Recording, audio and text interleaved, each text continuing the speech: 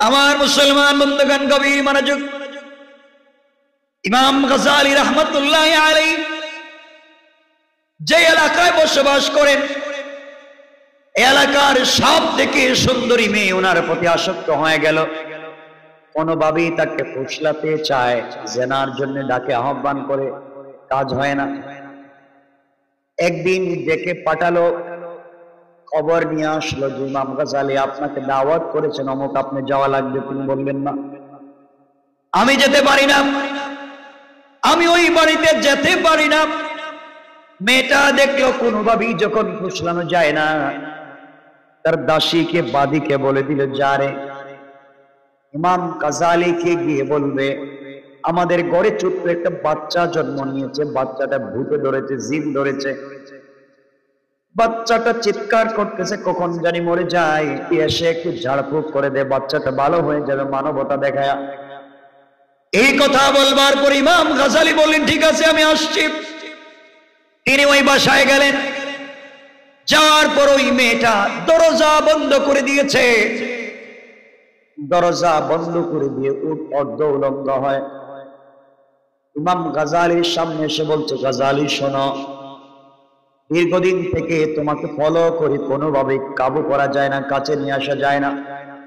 তুমি যদি আমার সাথে মেলামেশা না করো, তুমি যদি এই মুহূর্তে আমার জৈবিক চাহিদা পূরণ করতে না দাও, চিৎকার করে বলবো তুমি আমার চরিত্র নষ্ট করার জন্য আমার ঘরে এসেছ। আজকালকে দুনিয়ায় অনেক মানুষ পাওয়া যায়, নিজের স্বার্থ যখন হাসিল করতে না পারে, ভালো মানুষের চরিত্রের বিরুদ্ধে কথা বলে, আছে না নাই?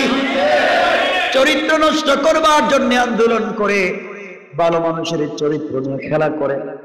আমার বন্ধুগণ, ওই মেয়েটা বলছে, গাজ্জালী তুমি এবার সাবধান, যদি আমার সঙ্গে মেলামেশা না করে বের হয়ে যাও, বাঁচতে পারবা না, এলাকার মানুষ তোমাকে আঘাত করবে। জোয়ান মানুষ, তরুণ ছেলে, মাদ্রাসার ছাত্র আল্লাহর কাছে ডেকে ডেকে বললেন, আয় আল্লাহ তাআলা, আমি তো আমার চরিত্রের হেফাজত করে জান্নাতে যেতে চাই। জিনা করলে কি শাস্তি হয় আমার জানা আছে, কিয়ামতের দিনে আমি বাঁচতে পারবো না, অবশ্যই শাস্তি ভোগ করতে হবে। আল্লাহ তাআলা আমাকে পচা দুর্গন্ধ তুজ রক্তের গুলা খাওয়া লাগবে। আয় আল্লাহ, আমি বাঁচতে চাই, তুমি আমাকে সহযোগিতা করো। মেয়েটা হাত ধরে ফেলেছে। তিনি চোখের পানি ছেড়ে বললেন, বোন, আমি তোমার কথা ফেলে দিচ্ছি না, আমি তোমার কথা মানতে চাই, কিন্তু আমাকে তুমি সুযোগ দাও, আমার পেটে বড় ব্যথা হচ্ছে, আমি টয়লেট থেকে আসি। মেয়েটা বলছে, আপনি যেতে পারেন, তাড়াতাড়ি করে চলে আসবেন। ইমামে গাজ্জালীর কথা বলছি। ইমামে গাজ্জালী টয়লেটের ভিতরে গেলেন, আর চিন্তা করলেন, দুনিয়ার ময়লার দুর্গন্ধের চাইতে তো জাহান্নামের দুর্গন্ধ বেশি। দুনিয়ায় কোনোভাবে যদি চরিত্র রক্ষা করা যায়, কিয়ামতের দিনে জান্নাত পেয়ে যাব। তিনি টয়লেট থেকে সকল নোংরা পানি আর ময়লাগুলো নিজের শরীরটাকে ফেলে দিলেন, শরীরের ভিতরে লাগায়া পুরা বডিতে দুর্গন্ধ হয়ে গিয়েছে। ইমামে গাজ্জালী রাহমাতুল্লাহি আলাইহি বের হয়ে মেয়ের সামনে দাঁড়ালেন। তিনি চিন্তা করলেন, মেয়েটা দেখবার পরে হয়তো কি প্রতিক্রিয়া দেয় দেখার জন্য। মেয়েটা নাক চেপে বলছে, তুমি এত সুন্দর যুবক, আর তুমি তোমার বডিতে গুলা কি লাগিয়েছ? ঘর থেকে বের হও, দুর্গন্ধে ঘরটাকে আর থাকা যায় না। ইমাম গাজ্জালী ঘর থেকে বের হয়ে যাচ্ছেন, মেয়েটা জানালা দিয়ে বলছে, গাজ্জালী রে, এটা সুযোগ পাওয়ার পরে তুমি এমন কাজ করলে কেন, কি বলতে পারবে? ইমাম গাজ্জালী বলছেন, বোন শোনো, দুনিয়ার সাধারণ ময়লা দিয়ে আমি আমার বডিকে নোংরা করে, দুর্গন্ধ করে, তোমার মতো আরাম কাজ থেকে যদি আমি বেঁচে যেতে পারি, কিয়ামতের দিনে জাহান্নামের ভিতরে যে পচা দুর্গন্ধ ময়লাগুলো থাকবে, তার ভিতরে ডুবাইয়া আমার শরীরটাকে যখন কুচি দিয়ে কাটা হবে, পা থেকে চামড়াটা উপর দিকে উঠানো হবে, আগুনের মধ্যে ফেলে দেওয়া হবে, উঠতে চাইবো উঠতে পারবো না। আমি জাহান্নামের নির্ধারিত যুগ যুগের কঠিন আযাব থেকে বাঁচবার জন্য আমি সাধারণ ময়লাগুলো শরীরে লাগাইয়া দিয়েছি, জাহান্নাম থেকে বাঁচতে চাই। ওই কথা শোনার পরে চিৎকার করে মেয়ে বলছে, গাজ্জালী, তুমি আমার চক্ষুটা খুলে দিলে, তওবা করে ফেললাম, আমি সেই জান্নাতে যেতে চাই। গাজালি বাসায় চলে গেলেন, দেরি হয়ে যাচ্ছে দেখে গোসল করলেন, 2 রাকাত শুকরিয়ার সালাত আদায় করলেন, তাড়াতাড়ি দৌড়ে মাদ্রাসায় পৌঁছে গেলেন। ক্লাস শুরু হয়ে গেল। বুজুর্গ আলেম উস্তাদ যখন ক্লাস করাচ্ছিলেন হঠাৎ করে বলেন, কে আছো এই ক্লাসে? কে এসেছো আজকে? যার শরীর থেকে আজকে স্পেশাল জান্নাতি মিশকে আম্বরের গ্রান আসতেছে। আল্লাহু আকবার। জীবনে আমি অনেক সুগন্ধি ব্যবহার করেছি, অনেক আতর ব্যবহার করেছি, অনেক মিশকে আম্বর দুনিয়া থেকে কিনে কিনে ব্যবহার করেছি, কিন্তু এত সুগন্ধি কোথাও পাই নাই। আজকে এত সুগন্ধি কে লাগিয়েছে? দাঁড়ায়া যাও। কেউ যখন দাঁড়ায় না, ইমামে গাজালি চিন্তা করেন, আফসোস আল্লাহ, নির্ঘাত গোসল করে আসবার সময় কোন জায়গায় হয়তো ময়লা রয়ে গিয়েছে, দুর্গন্ধ আসতেছে, আর হুজুর টিটকারি করে আমাকে বলতেছে। ধরা পড়ে গেলে ইজ্জত থাকবে না। ওস্তাদ দাঁড়িয়ে গেলেন, একজন শরীরের একজন বাচ্চাকে পরীক্ষা করতে লাগলেন কার বডি থেকে গ্রান আসে। খুঁজতে খুঁজতে সবার পিছনে গিয়ে দেখেন ইমামে গাজালি চোখের পানি ছেড়ে নিচের দিকে মাথা করে বসে আছে। দাঁড় করালেন, পরীক্ষা করে দেখেন তার বডি থেকে সুঘ্রাণ আসতেছে। জিজ্ঞাসা করলেন, বাবা তুমি এত দামি আতর কোথায় পেলে? আর তোমার বডি থেকে সুঘ্রাণ আসছে, তুমি কোথায় পেয়েছো আমাকে বলো।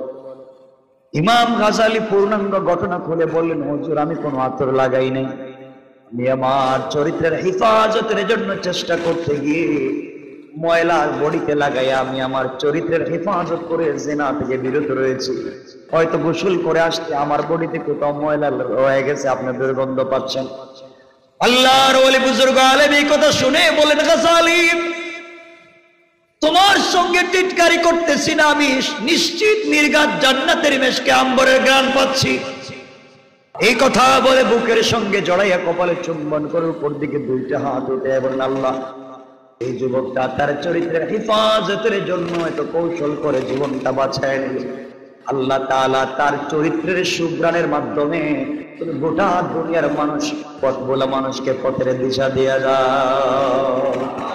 দোয়া করে দিলেন উস্তাদ, এমন দোয়া করে দিলেন কোথায় কোন দেশের ইমাম গাজালি পৃথিবীর সকল মানুষ যার নাম শুনলে দোয়া করে কান সুবহানাল্লাহ।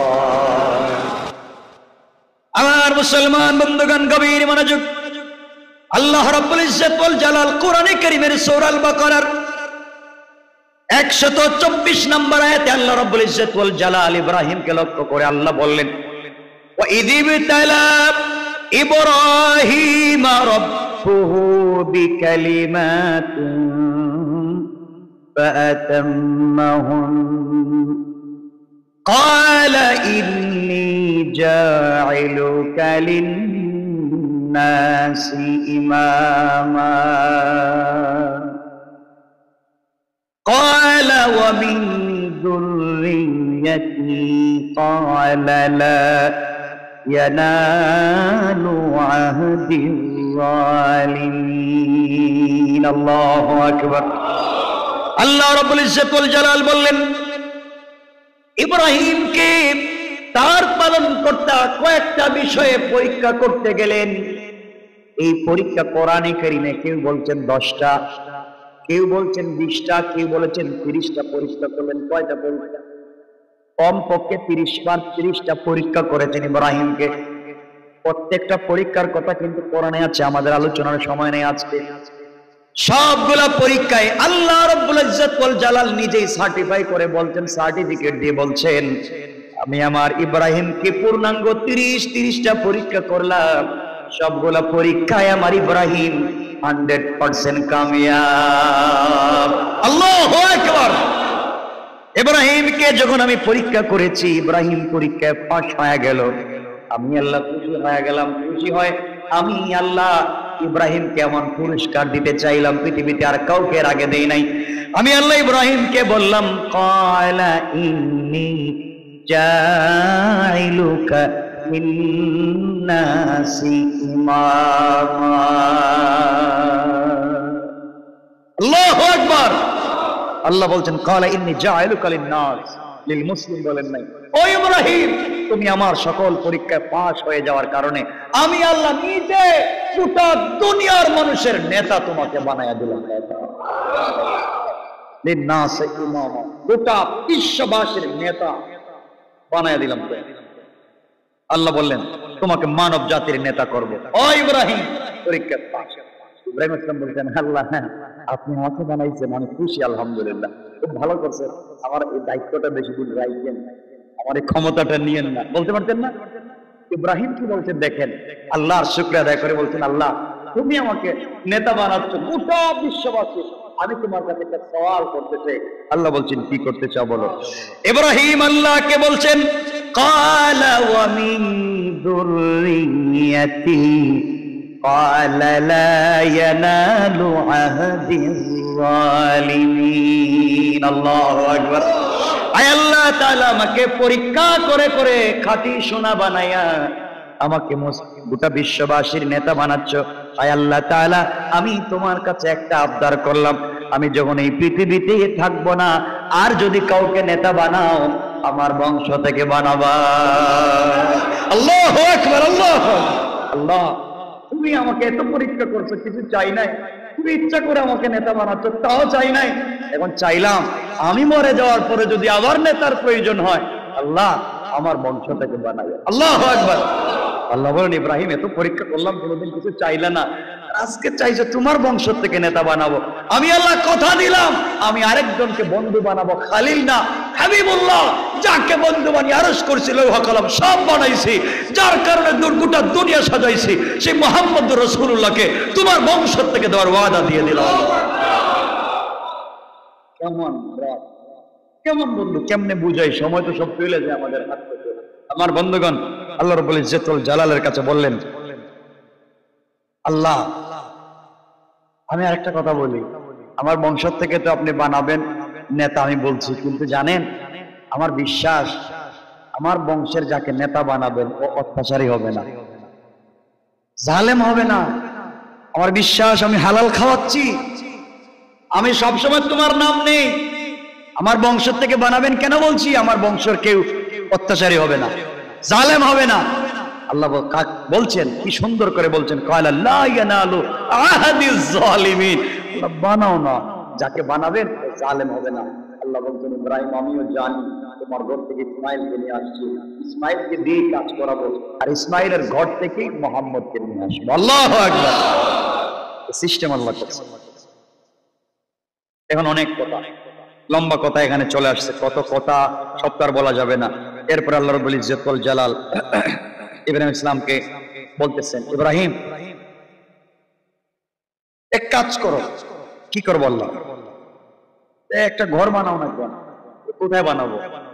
আল্লাহ এরপরে বলছেন লম্বা কথা, এরপরে 127 নম্বর আয়াতে আল্লাহ বলছেন, وَإِذْ يَرْفَعُ إِبْرَاهِيمُ الْقَوَاعِدَ مِنَ الْبَيْتِ وَإِسْمَاعِيلُ। আল্লাহ বলছেন, ইব্রাহিম একটা ঘর বানাও। আল্লাহ ঘর বানায় কি বুঝে, তো আছে দুনিয়া, তো এটা না আমার ইবাদতের জন্য ঘর, এই ঘরকে উপলক্ষ করে দুনিয়া ইবাদত হবে। আল্লাহ কোথায় বানাবো? আমি জিব্রাইলকে পাঠিয়ে দিচ্ছি, তোমাকে দেখায় দিবে।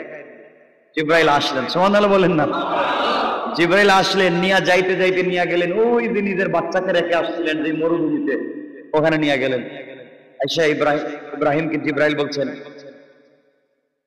ইব্রাহিম এই যে এখানে একটা ঘর আছে, জায়গা সব মাটির নিচে চলে গেছে, নূহ আলাইহিস সালামের প্লাবনে আদম আলাইহিস সালাম বানাইছিলেন।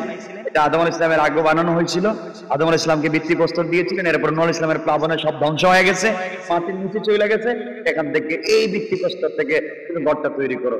ইব্রাহিম বলছেন, জিব্রাইল বানাবো তো ঠিক আছে, মালপত্র কই পাবো? জোগালি তো লাগবে, জোগালি বুঝেন না আপনারা, কি লাগে? জোগালি লাগে, জোগালি কই পাবো? ওটা তো নাই, আমি তো একা। আল্লাহ বলেন, ইব্রাহিম তোমাকে শুধু পরীক্ষা করছি না, তোমার ছেলের ঘর থেকে নিয়ে আসবো মুহাম্মদকে, আর তোমার ছেলেকে কি এমনি এমনি দুধ খোলা দিয়ে শুধু পুষবো? এর জোগালি বানাও। আল্লাহু আকবার। জোগালি বানাও ছেলেকে। হযরত ইসমাইলকে বানালেন জোগালি, দুজনে করতেছেন কাজ, বিল্ডিং হচ্ছে, এখন একটু একটু করে ইটের গাঁথুনি দিতে দিতে মাথার উপরে চলে গেছে। এখন তো আর নাগালের বাইরে চলে গেছে। আল্লাহকে বলছেন আল্লাহ এখন কি করবো আমি, নাগালের বাইরে চলে গেছে, নাগাল পাচ্ছি না। আল্লাহ বলেন পিছনে দেখুন একটা পাথর আছে, পাথরে একটু দাঁড়াও। আল্লাহ পাথরে দাঁড়াইলে তো কি হবে, কতটুকু একটু আধা দাঁড়াও না। আল্লাহ বুঝতেছি না পাথরে দাঁড়াইতে বলতে। আল্লাহ বলছেন ইব্রাহিম বন্ধু বানাইছি তো, বুঝো না বন্ধুকে কত ভালোবাসি, দাঁড়াও পাথরে। ইব্রাহিম পাথরে দাঁড়াইছেন, পাথর তো এখন উপর দিকে উঠতে শুরু করছে লিফটের। ইব্রাহিম কে আল্লাহ বুঝলাম না তো, বন্ধুরে চিনো না, বন্ধু ভালোবাসলে কত কিছু করতে পারে। যাও ঘর বানাও, পাথর উপরে উঠবে, তোমার যতটুকু দরকার ততটুকু উঠবা, ঘর শেষ, পাথরটা এখানে রাইকা দিবা। আল্লাহ এরপরে একটু পাথরের দিকে তাকাও। ইব্রাহিম ইসলাম পাথরের দিকে তাকায় দেখেন তার খালি পায়ের দাগ পাথরের উপরে দেখেন। সুবহানাল্লাহ বললেন না? যাক আর লম্বা করবো না। ইব্রাহিম আলাইহিস সালাম এখন ছেলেকে নিয়ে ঘর বানাচ্ছেন। আল্লাহ বলছেন ওয়াত্তাখিযু মিন মাকামি ইব্রাহিম মুসাল্লা। ওই যে পাথরটা ইব্রাহিম ঘরের কর্নারে রাইখা দাও। ইব্রাহিম আলাইহিস সালাম রাইখা দিলেন আর বললেন শোনো তোমরা মাকাম ইব্রাহিমকে নামাজের স্থান বানাও, যেখানে ইব্রাহিম দাঁড়িয়ে কাজ করেছে ওখানে তোমরা নামাজ পড়ো। সুবহানাল্লাহ। কাজ হলো, এরপরে ঘর আরম্ভ করে, ভিত্তিপ্রস্তর কাজ শেষ হলো। কাজ যখন শেষ হয়ে গেল, মোটামুটি একটা জায়গায় পৌঁছে যাচ্ছে, এখন দোয়া করতেছে। কি করতেছেন? কে দোয়া করতেছেন? ইব্রাহিম ও ইসমাইল দুজন মিলে ঘর বানানো শেষ করে দোয়া করলেন, রব্বানা তাকাব্বাল মিন্না ইন্নাকা আনতাস সামিউল আলিম। তার কাছে দোয়া করে বললেন আল্লাহ তাআলা আমাদের পক্ষ থেকে কবুল করো, তুমি তো সব থেকে বেশি শ্রবণকারী, সর্বজ্ঞ, তুমি সব জানো, আমাদের পক্ষ থেকে কবুল করো। আল্লাহ বলতেছিলেন ইব্রাহিম রে তুমিও বড় জ্ঞানী মানুষ, কারণ ভালো কাজ করার পরে যারা হাত উঠাইয়া দোয়া করে আমি আল্লাহ তাদের দোয়াকে ফেরত দেই না। এখান থেকে দেখতে পেলাম ভালো কাজ করলে দোয়া করবেন, ভালো কাজের পরে দোয়া কবুল হয়। ভালো কাজের পরে কি হয়? দোয়া কবুল হয়। এজন্য আমরা দোয়া করব ইনশাআল্লাহ। এই জায়গায় রেখে দিলাম। এরপরে তো অনেক দোয়া শুরু হলো, রব্বানা ওয়াজআলনা মুসলিমাইন লাকা ওয়া মিন যুররিয়াতিনা। ইব্রাহিম তো দোয়া করে এখানে থামে নাই, কিন্তু আল্লাহ ঘর কবুল করো বলে থামে নাই। আল্লাহ যখন কবুল করছেন বলছেন ইব্রাহিম তোমার দোয়া কবুল করছি, তোমার কাজ কাজে লাগছে। ইব্রাহিম আরো কিছু বললে বলে আল্লাহ সুবহানাল্লাহ বললেন। যখন কেউ কারো কাছে গিয়া বললেন বল আমি তোমার কথা শুনতেছি, কি কি বলবো বলো, প্রথম একটা বলেন ভাই আমার 10 কেজি চাল, দিলাম তো আরো আছে, যখন দিতে চাচ্ছি আরো হয়তো বলি দিতেই তো থাকবে। আল্লাহর কাছে বলছেন আল্লাহ কবুল কি করছেন, আল্লাহকে করলাম, আল্লাহ আরো কিছু আছে। কি আছে? আল্লাহ ওয়াজআলনা মুসলিমাইন লাকা, আমাদের দুইজনকে মুসলমান হিসাবে কবুল করো। আর কি? ওমিন যুররিয়াতিনা, আমার উম্মত যারা আসবে, আমার বাচ্চা, যুররিয়া বলছেন আমার বাচ্চা কাচ্চা যারা হবে তাদেরকে মুসলমান হিসাবে কবুল করো। আল্লাহু আকবার। ও আরিনা মানাসিকানা ওয়া তুব আলাইনা, লম্বা কথা বলছেন। এরপর আবার দোয়া বলছে রব্বানা ওয়া বা'আস ফীহিম রাসূলা, আল্লাহ আমি আরো কিছু দোয়া করলে কি আপনি কবুল করবেন? ইব্রাহিম কইরে বলো কি কইবা তুমি, এখন যে কাজ করছো আমার ঘর বানাইছো, পাবলিককে এখানে আসতে দিচ্ছ, কি দোয়া করবো করো। আল্লাহ আরেকটা দোয়া আছে, কি? রব্বানা ওয়া বা'আস ফীহিম রাসূলা, আমার বিশ্বাস আপনি যেহেতু ঘর বানাইছেন আমি মইরা গেলে নিশ্চিত কোন রাসূল পাঠাবেন, তাহলে পাঠাবো, অবশ্যই পাঠাবো। ঘর বানাচ্ছি মানে এখানে ঘরকে কেন্দ্র করে দাওয়াত হবে, মানুষ ঘরে আসবে, ইবাদত করবে, আল্লাহ তাআলা তো রাসূল নিশ্চিত বানাবো, অবশ্যই বানাবো। আল্লাহ ওয়াবাস ফীহিম রাসূলাম মিনহুম, আল্লাহ কাউরে যদি রাসূল বানাও আমার বাচ্চা কাচ্চা থেকে বানাবে। আগে বলছেন নেতা বানাই আমার বাচ্চা কাচ্চা থেকে, এখন বলছেন রাসূল বানাই আমার বাচ্চা কাচ্চা থেকে। এরপরে বলছে আল্লাহ কেন বানাইবেন জানেন? আমি শুধু আমার বংশের পাশ টানতেছি তা না, যে আমার ছেলেকে বানাও, আমার ফ্যামিলির থেকে বানাও, এই জন্য না, আমি জানি আমি ভালো কাজ করেছি, আমি জানি আমি অন্যায় করি না, আমার ছেলেগুলো খারাপ কাজ করবে না। আল্লাহ বলছেন বানাইলে লাভ কি? ইব্রাহিম বলছেন আল্লাহ ইয়াতলু আলাইহিম আয়াত,